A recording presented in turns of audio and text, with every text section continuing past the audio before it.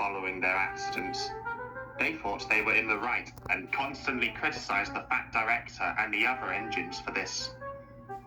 One evening, the two engines were alone in the sheds at Vickerstown. "I should be pulling high-speed expresses, not slow goods. I'm clearly too good an engine for this park railway," said 98462. "That makes two of us," agreed 87546. "I should be in use, not standing in the shed collecting dust like that Rennick Edwards should be doing." Then, an idea flew into 98462's funnel. "You're confined to the shed, you say? Listen, I've got an idea to get you out. We'll show that fat idiot what we can do." The next day, when the shed foreman came, 98462 told him that 87546 was to be let out. "It's director's orders," lied 98462. "He came by this morning in a hurry and told me to let you know." The foreman, suspecting nothing, sent one of the workmen round to 87546's crew's houses to let them know. It was only when both engines had left for work that he had started to feel that something was wrong. Surely the Fat Director would let him know immediately if an engine was to be let out of the shed, instead of asking an engine like 98462 to tell him. However, he had just heard that Henry had broken down again, so he decided not to think about it anymore. He might have stopped the accident if he had. Edward was shunting in the yard outside Vickerstown that day when the signalman ran up. He pointed to two coaches standing outside his signal box. "Can you move these coaches to the other loop, please?" he asked. "There's an empty train of coal trucks due to come in to make way for a local passenger train, and they're both on the same line." "Right away," said Edward as he reversed onto the other line and coupled up to the coaches. They both had names on their side which read Annie on the coach facing him and Caramel on the coach behind her. Where are we going?" twittered the coaches. "Just onto the other side. We have to make way for two other trains to come through," Edward replied. "Oh, such a shame," replied Annie.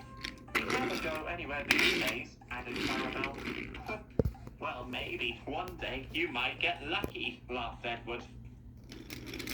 At Vickerstown, Thomas had just finished shunting a local train for 87546. It had originally been for Henry, but he had just been told of the last-minute change in engines. Unfortunately, the only coaches available were old ones, which were gas-lit. It was still early in the morning, and the passengers had just started to arrive. They weren't too keen on having to travel with old coaches, who were clearly due for an overhaul, but were in a hurry to either work or school, and so boarded the train regardless. Thomas had had his doubts about the train he had just assembled, but there were no coaches left in the yard until Gordon came in with his express from Barrow-in-Furness, and Edwards was due to fetch some new coaches from Crovan's Gate. Just then, 87546 backed down onto his train. "Crew," he exclaimed. "Smelly old coaches. I'd rather have new ones any day." He was soon followed by 98462. "Saw you needed a bit of help," he said. "We real engines must stick together." Thomas was confused. "Aren't you supposed to be in your shed, 87546? And last I heard, you were banned from pulling trains. And shouldn't you be taking your express goods now, 98462? "Shortage of engines, and it's too heavy for one," 87546 said quickly, hoping the Fat Director hadn't heard them. This was partly true, given Henry's breakdown, but Thomas didn't realize 87546 was lying to him. The guard blew his whistle and waved his green flag. Come on, barked the two engines. The coaches groaned and creaked after them. They had heard about what had happened the last time 87546 had taken a passenger train, and were not too keen on having him take them out. Soon they were racing along the main line. Come on, urged 87546. "He's at it again," groaned the driver. "Any other engine would surely have learned their lesson by now," agreed the fireman before muttering, "He'll be the death of us one day." Bridges and houses flashed by, and soon they were nearly at the yard where Edward was shunting.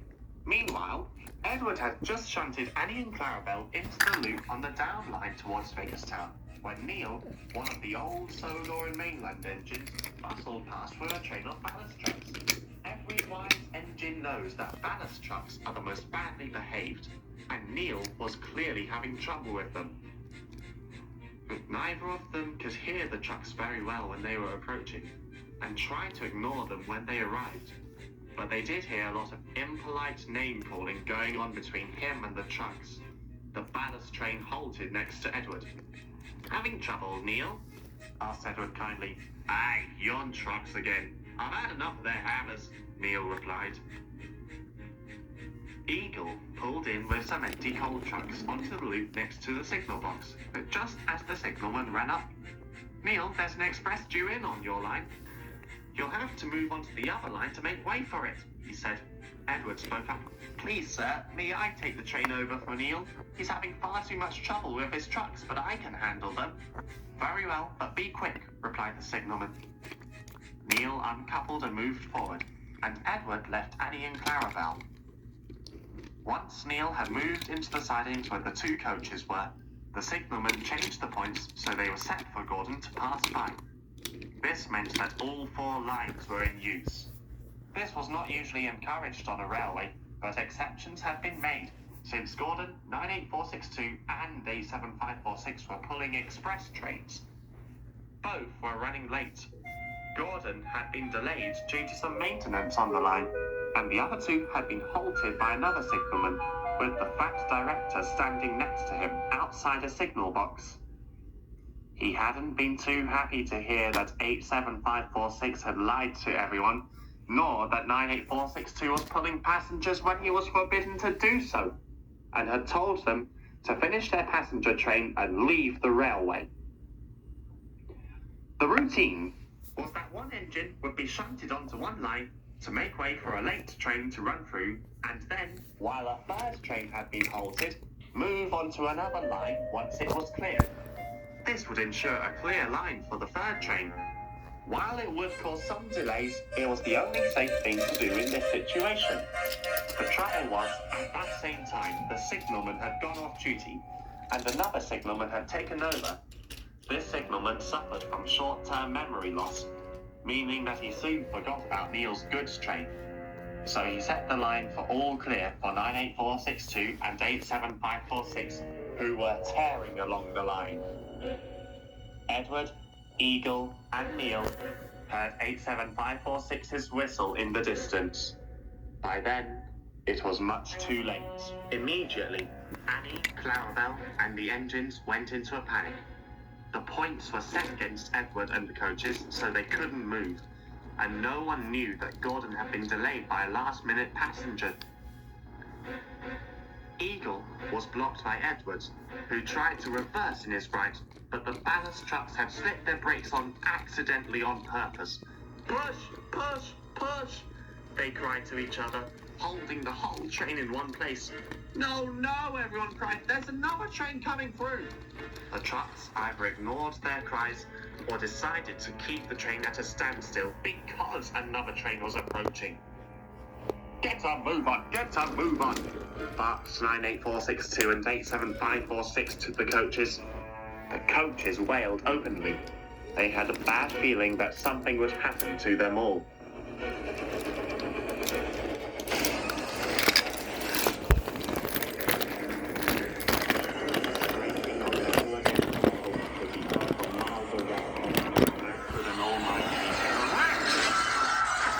Eagle, Edward, and Neil opened their eyes in just enough time to see what was left of 98462 and 87546's train strewn across Edward's and Gordon's line. They quickly shot them again as Gordon raced through, hit the wreckage and derailed. Himself and his coaches scraped in Annie and Clarabelle's paint, while the passengers screamed in panic. Worse followed. A faint burning smell could be smelt everywhere, and soon the yard was in a raging inferno. Screams were heard as passengers trapped in the flames tried to escape but failed. Edward slowly opened his eyes and saw 98462's face, pleading in desperation, begging Edward to save him. Edward looked at him sadly and said, "I'm sorry. There's nothing anyone can do." There was nothing else he could say. "It was the worst accident this railway has ever had," Edward concluded gravely. Neil, Edel, Annie and Clarabelle were just in need of a repaint. Annie and Clarabelle were in so much shock that it took their being given to Thomas when he was awarded his branch line to help them to recover fully. I was so badly damaged I was almost beyond repair, and I was rebuilt to my old design. Gordon was also extremely badly damaged, but not as bad as me, although the fire had burnt our paintwork off. The fire brigade managed to put the fire out, but 246 passengers were hurt. The worst thing was that 226 passengers died in that terrible accident. Over 80 of them were so badly burnt that their bodies were unrecognizable, and most of them had been in the stopping train. It eventually also turned out that the impact had broken the couplings on some of the coaches at the end of the train, and those coaches just rolled in the opposite direction. Thomas took them back to the big station, while another engine helped clear up the mess. But worst of all was the sorry condition of 98462 and 87546, both of whom stood in front of me, beyond repair and dead.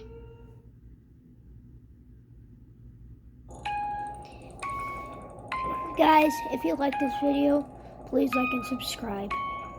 This is one of the longest videos I've done. And I'm a little sick, that's why my voice is like this. But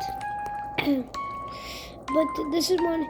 But yeah, please like and subscribe. Turn on those notification bells so I never miss a new video. And goodbye.